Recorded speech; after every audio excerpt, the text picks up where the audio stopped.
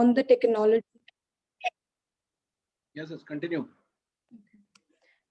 With emphasis on much on the technology, and people are hired on the basis of technological know-how, and definitely it impacts the psychology at a broader level.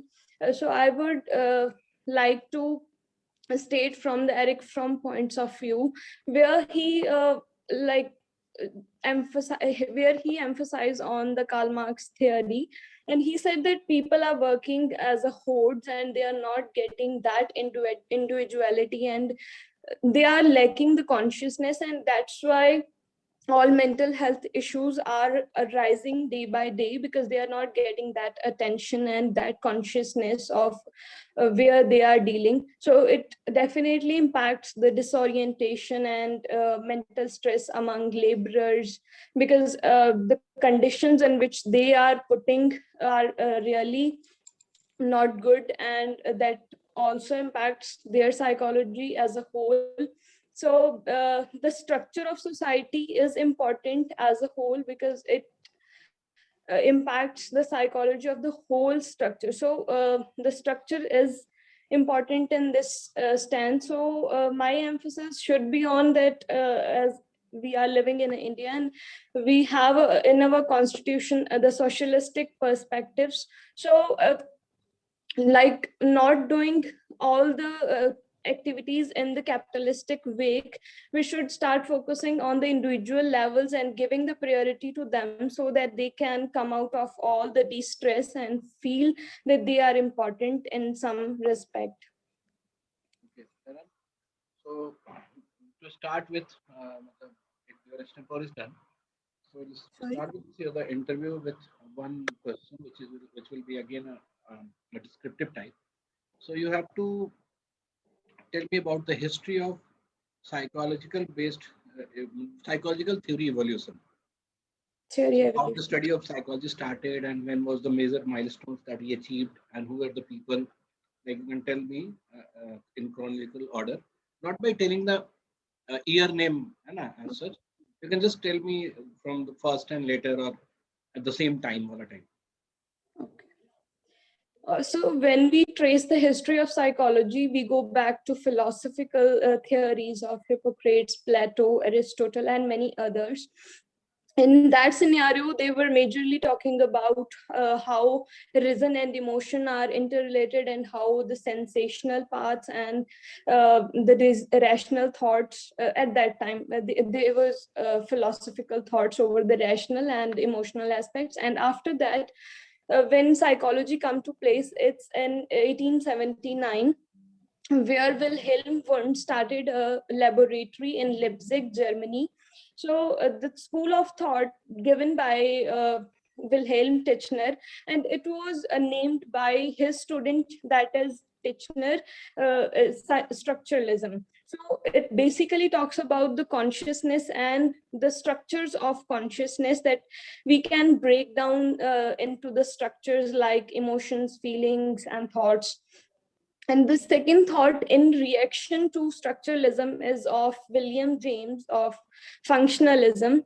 So he stated that instead of breaking down the consciousness, we should focus on the functions of consciousness, that how our consciousness works. And he was much influenced by the Darwin's theory. And so he was like that we should focus on the functional category, that how people are living for the survival.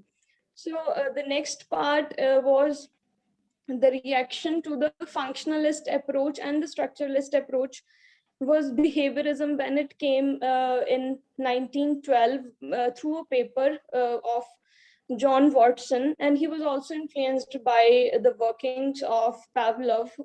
He was doing researches on the dog experiment and the learning theories.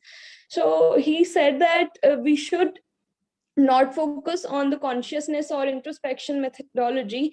We should focus that which is observable, that is behavior. We should focus on that rather than on the introspective or subjective experiences of the subjects.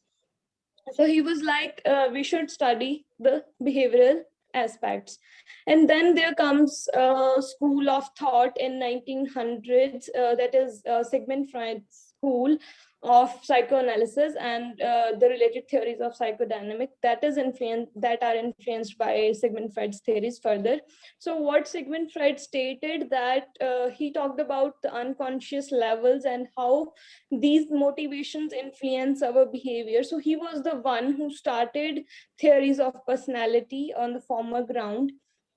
And next we have Gestalt psychologists that talked about the completeness of the stimulus that we perceive in a whole and a configuration manner. The father of Gestaltism is Max Wertheimer, and many other psychologists also worked in that.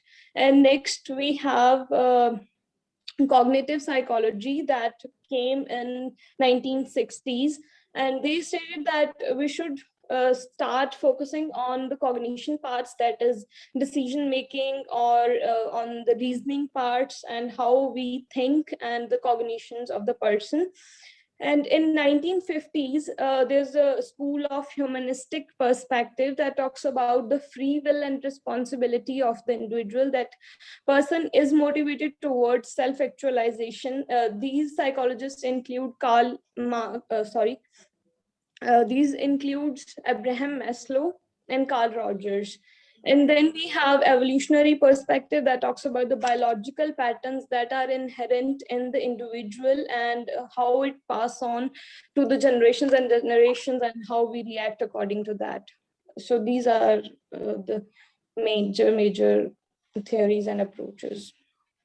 Okay. So we talked about past. Now give me the present focus area of psychology stream or the researchers from the psychology, like in India or abroad. What is the area of research they are exploring right now? Okay. And also, you'll also include in your answer what could be the um, future goals of psychologists.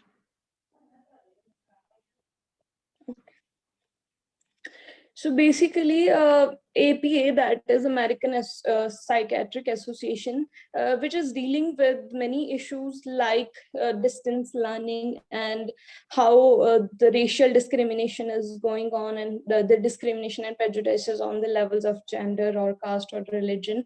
And then there are researchers done over the levels of how COVID-19 impacts mental health professionals or the society as a whole. Yes, these are the topics that I can recall now. Hello. So, have you talked about both present and the future? Sorry? So, I'm talking about the recent scenario, which is... So I was also asking what could be the future aspects of psychological development or psychology-based development. Like you are saying that globalization is rising, use of artificial intelligence are rising, and again uh, we are going back to the nationalist perspective when we are seeing the many governments of world as now being rightist in their nature. So seeing those development in economy or politics, what impact of those development will be there on psychology? Can you repeat what dimension did you mention? So I'm talking about the technology, use of technology is rising, the information technology and all other technology. We are also seeing that the globalization is on all-time high, and we are trying to globalize. But again, against globalization, we are trying to protect our culture also. The entire world is now becoming a little right-winged in order to protecting their native culture and everything. Or again, the religious polarization is again rising. This might lead Yes. to war also someday. So, in those perspective, what are the future aspect of development in psychology? Okay. So yes, prejudices and stereotypes on the basis of religion is quite rising these days, and the partisan politics is also playing their role in like emphasizing on the particular gender or particular caste or particular religion.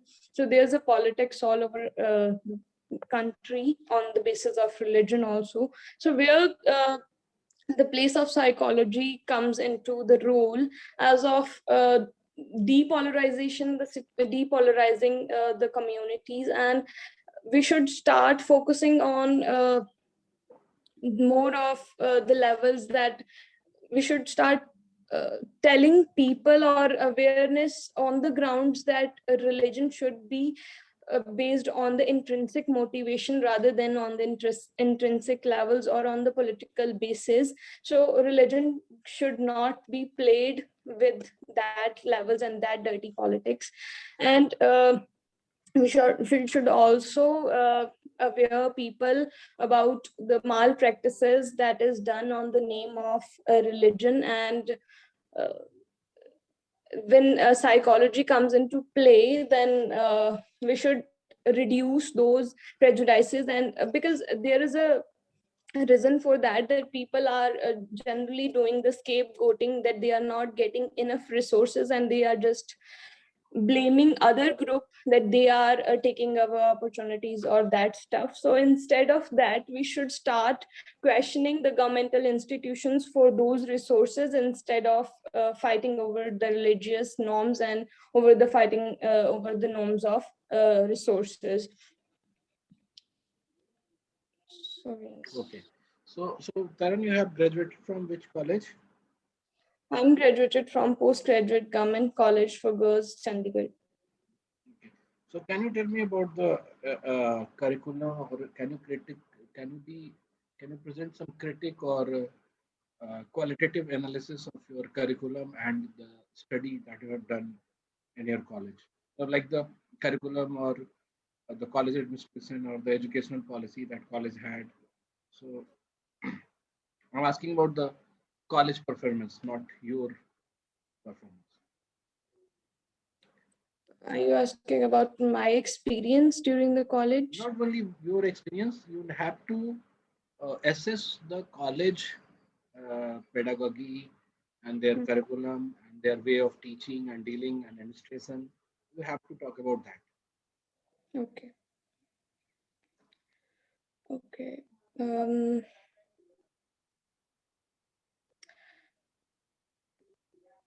there were flaws over the administration process, because they sometimes delayed their exams, or sometimes the loopholes over the part of receiving the degrees and delaying the results of some people. So there are loopholes over not giving the results, and how you have to shift over the Punjab University and just to grab your degree. So at that level, college won't have that much. And according to educational curriculum, so they had their syllabus quite limited. According to me, it was my perception that they had a limited syllabus, and so they were quite focused on that particular aspect rather than on the whole holistic version of a people.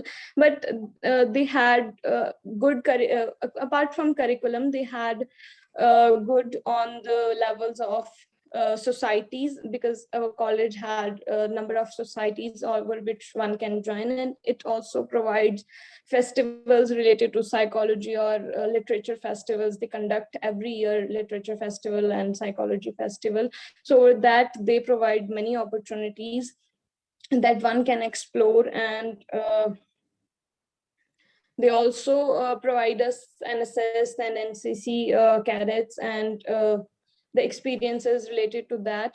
So the exposure was good at that level. So I think that was it. Okay. So now let's talk about the national situation of psychology education. Like I've seen many psychology students are just willing to join TESS as for their PG courses, and despite many universities, other universities are also providing PG program in psychology. So if I'll ask about to uh, assess or talk about psychology education in India, like higher education, not at the graduation level, for PG level and research.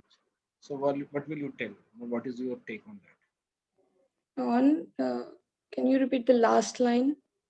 What is your take on that? Matlab, the PG education of psychology in India and research, PG and research education. So where we are right now, where we should be, and in what way we should, in what direction we should move to bring efficiency in psychology education or research in psychology. Okay. So, according to me, psychology shouldn't be studied in a vacuum level and just stick to the psychological notions. Instead, we should focus on the broader aspects of psychology, including philosophy, sociology, anthropology, history, and economics, and political science also. So, we should have the holistic and broader versions of psychology where individual gets to know about these aspects also, because psychology can't be run in a vacuum. So we should know, if we want to know the psychology of a person, we should know about the history, anthropology, and all the aspects, so that one can get the holistic version of human being and human psychology. What our institutions at the most level are doing is just to stick on the psychology perspectives and just denying the fact that we should be reading political science and history and all those aspects. Likewise, we are reading psychology. So I think institutions should focus on the holistic version instead of just reading psychology. And what about research? Okay, about research, we should also uh, institutions should open the grounds for the research techniques, and students should be taught on the levels, and students should get the skills to get their researches done. And the more focus should be on the research perspectives rather than on the theoretical aspects of the psychology. So more more opportunities should be given so that they can present their papers abroad and on the levels of Indian levels. And so, yes, opportunities should be there. Okay, Taran. So if I ask you, what are your ambition uh, or what are your future aspirations with this subject? So I aspire for becoming a clinical psychologist, and I aspire for all the insight related to every aspect of and related to psychology or any other subject which I also mentioned earlier, to get a holistic version. And I also aspires for the research skills and techniques, and I also aspires for the professional training that I would get, and all the skills, so that I can diagnose a person with efficiency and I can work in my field with a great efficiency. So these are my aspirations. Okay. So can you tell me, other than psychology itself, what are the areas or what are uh, the venues where we can use psychology in big way,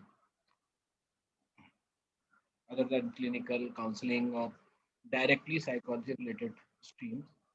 What other subject or what other stream where you can use psychology in big way?